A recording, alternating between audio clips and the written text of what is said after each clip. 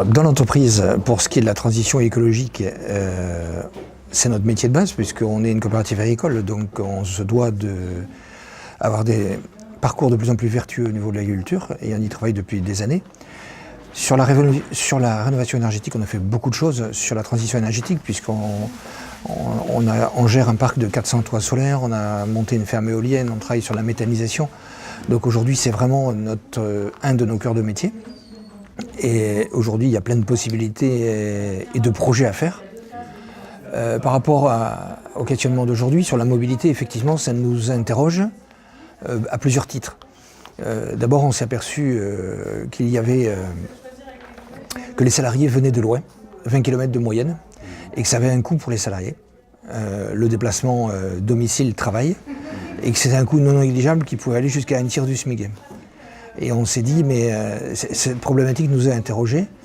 Et quand on a arrivé les voitures électriques, ce que fait Fijacteur au niveau de la mobilité, ça nous a tout de suite intéressés pour essayer de soulager le poids du coût financier au niveau des salariés. L'idée, c'est de commencer à s'équiper en voiture électrique. On vient de faire des essais. Je pense que d'ici Noël, on en aura 2.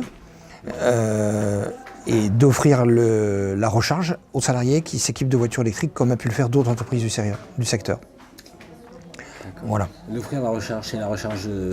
qu'ils puissent se charger à une borne de recharge à l'entreprise. Si bien que le carburant leur coûte rien. Et après, on travaille sur des lignes de covoiturage. On a identifié 3.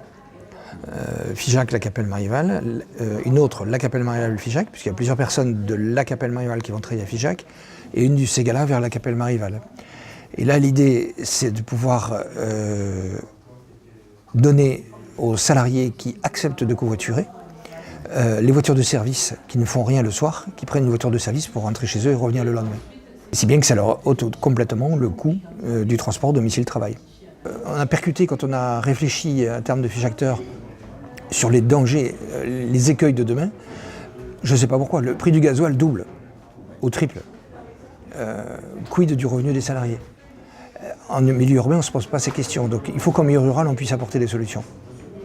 Et c'est pas une hypothèse fantaisiste? Non, c'est déjà arrivé. Et puis au niveau économique, je vois les parkings de certaines entreprises qui débordent avec un millier de voitures. En termes d'écologie, je trouve ça aberrant. En termes de coût, je trouve ça aberrant.